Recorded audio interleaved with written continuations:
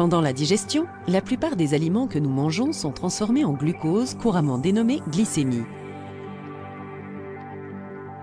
Le glucose circule dans le sang et sert d'aliment pour les cellules du corps.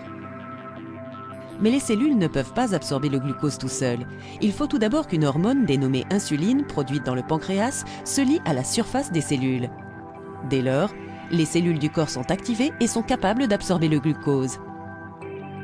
Ce processus ramène à la normale le taux de sucre dans le sang. Le diabète sucré est une maladie qui affecte la capacité du corps à utiliser efficacement le glucose sanguin.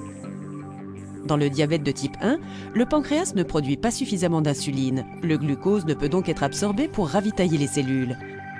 Dans le diabète de type 2, l'insuline est sécrétée, mais elle ne fonctionne pas correctement et le glucose n'est pas absorbé régulièrement par les cellules. Ces deux types de diabète ont les mêmes conséquences. Le glucose n'est pas absorbé par les cellules. C'est pourquoi les personnes atteintes de diabète ont un taux élevé de sucre dans le sang. Sans une absorption correcte du glucose à partir du flux sanguin, les cellules sont en manque de carburant. Quel que soit le type de diabète dont elles sont atteintes, les personnes diabétiques doivent surveiller leur taux de glycémie. En fonction du type et de la gravité de la maladie, les diabètes peuvent être gérés par un régime alimentaire ou par médication.